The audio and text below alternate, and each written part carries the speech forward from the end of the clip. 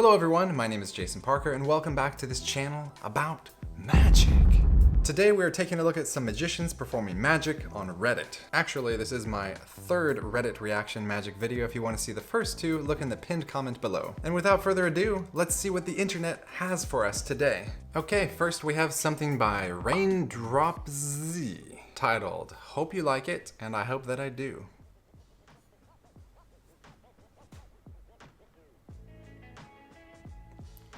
Wow, that was crazy. Let's check that out one more time. Okay, Jack of Hearts, blank card. Huh. I mean, I guess I have an idea where the card might be, but generally speaking, I've never seen that move before and that was crazy impressive. Kudos to Raindrops for that incredibly smooth sleight of hand. Next, magic! Next up, we've got The Table Magic, uploaded by Touchfeel. Just looking at the first frame here, this looks kind of old, maybe? Like something from a TV show? Let's take a look. All right, it's gonna do that table pull thing. Okay, that's pretty clever. Not expected. You know, actually, this one seems kind of familiar to me. I may have seen this a number of years ago. Question for you. Have you seen this clip before? Do you know what TV show this is coming from? Is that something I could answer just by looking at the comments? Ah, yeah, there we go. Shooting Stars never fails to make me laugh. I've never heard of this show before. Anyway, that's pretty funny. I'm kind of curious to see that again here.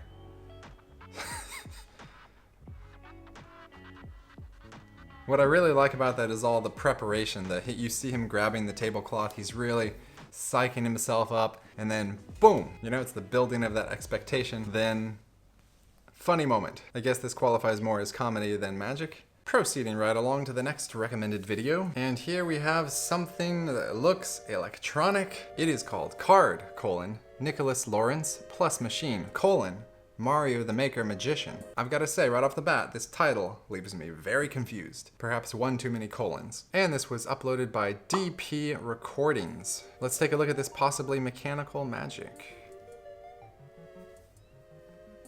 Okay, what is happening here? Tick tock, tick tock. Oh, it's moving.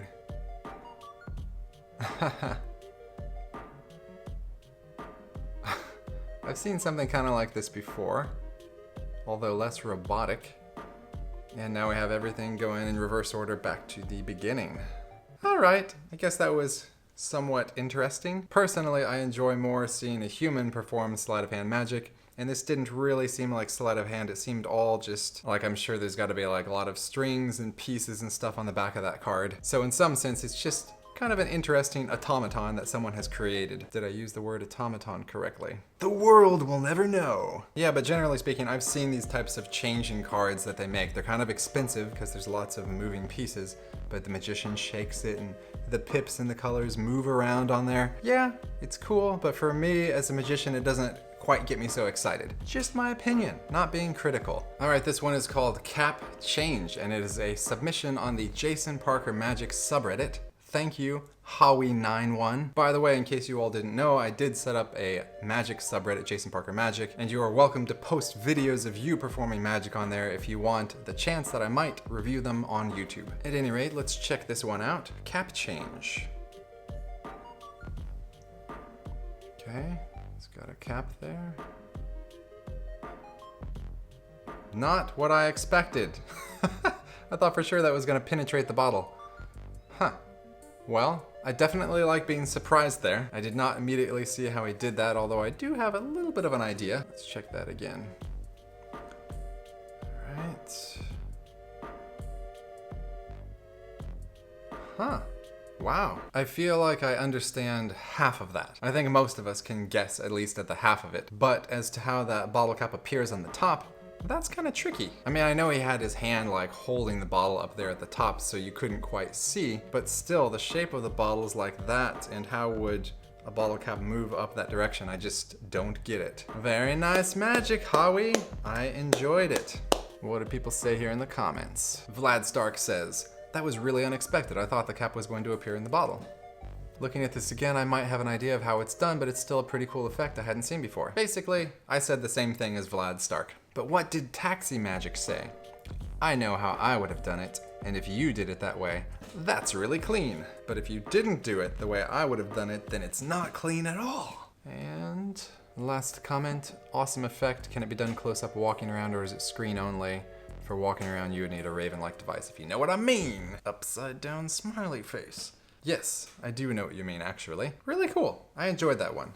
Next magic. By the way, do you all remember Ray Lum? I did a reaction to his performance on Fool Us, and we also did an interview together. Anyways, we were chatting the other day, and he happened to send me this video. I thought it would be fun to include it in this reaction video. Let's take a look. Here's Ray. He's got some magic to share with us.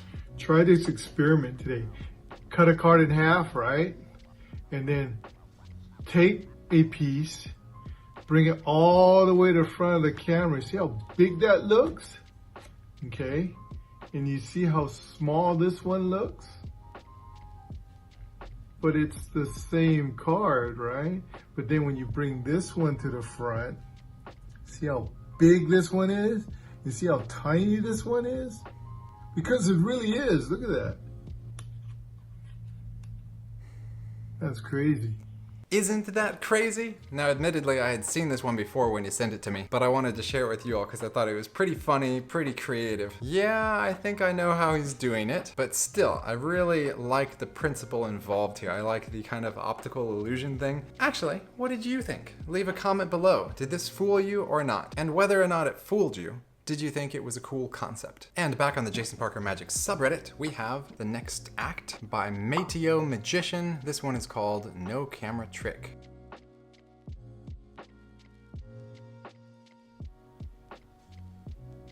Dang, that was nice.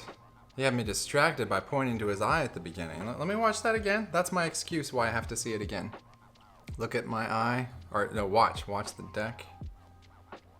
Man. Okay, just to be upfront, I won't string you along. I do have some kind of idea how he might have accomplished that, and maybe I might have already used some code speak. But still, it looked incredibly smooth. That's something that I have not tried myself. In principle, I could understand how it might work, but in practice, would it? Anyways, that just looks like pure magic. It's just, you know, boom. It's so cool when you're able to accomplish some kind of magic effect where it just seems like the magic happens without any particular effort. For example, this is something that I think is pretty cool, something I've been working on. This is a Ukrainian hryvnia coin, and if I just do that, it disappears. I like magic. At any rate, very nice job, Mateo Magician, or Mato Magician. Thank you for your submission. And we'll take a look at one more magic performance, this one by Beardy Magic Guy. Thank you, Beardy Magic Guy, for your submissions to the subreddit. So far, all of his stuff has been which means great. This one is called Happy National Biscuit Day.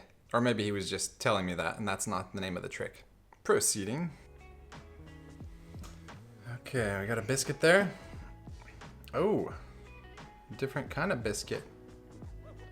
Wow. Got some Tenkai going on. Into an Oreo. Wow, that was great. That was such a fast little combo of magic moves and concepts. Very cool, Beardy Magic Guy, very enjoyable. Now for those of you watching this, I definitely removed the music because I don't want copyright violations, but I wanted to say that if you'll notice, his video is sped up. It's at a faster speed than normal, and the reason for that is he was playing this music in the background. I think I could just kind of sing it for you and you know what I'm talking about, and there won't be a content ID music recognition if I just sing it. It goes. So, let me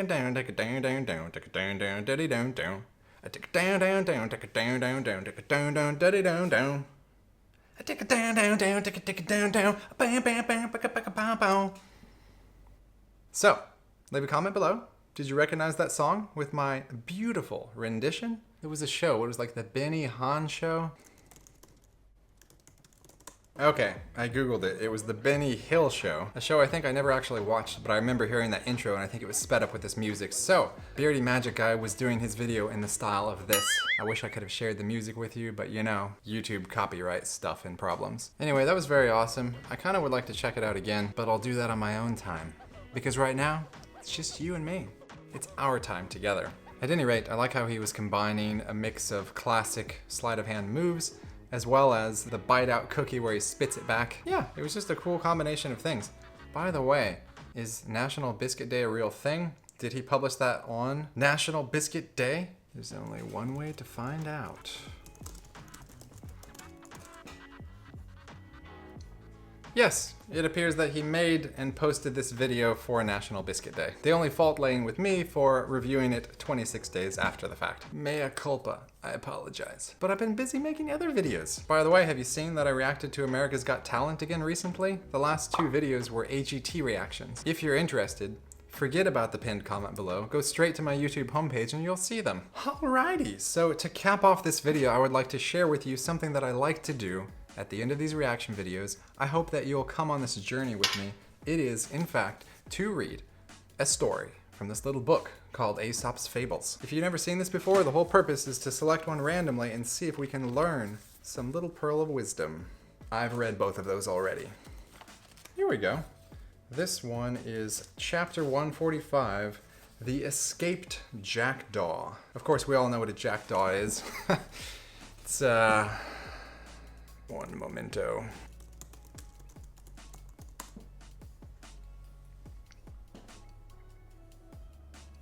So a jackdaw is a bird.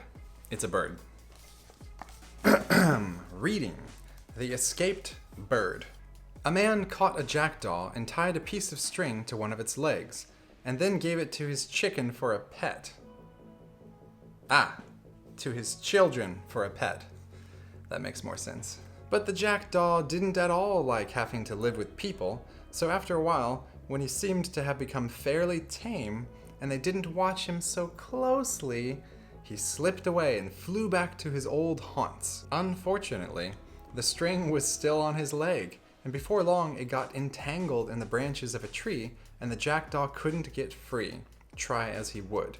He saw it was all up with him, and cried in despair, "Alas! In gaining my freedom, I have lost my life." What a dramatic jackdaw. I mean, maybe he could just bite at the string, fix the problem, and be free yet again, enjoying his old haunts. Old haunt. What do you think that means? Old places you like to visit in the past, maybe? But I digress. Let's focus on the thing we are supposed to learn. So what's this trying to say? He was so excited about escaping that he didn't pay attention to the string and got caught, and now he's gonna die because he's tangled there in the branches? What, that he was too impulsive? That he was so focused on the one goal he forgot about everything else? He wasn't cautious? I don't know. Because if we look earlier in the story, you know, he was very patient and cunning. He stayed there with the children as their pet, you know, until they stopped paying so careful attention to him. He waited, quote, until they didn't watch him so closely, and then he slipped away. So from one point of view, he seems rather clever. He was biding his time. The best laid plans of mice and men often go awry. All right, if I was the jackdaw, what would I do differently?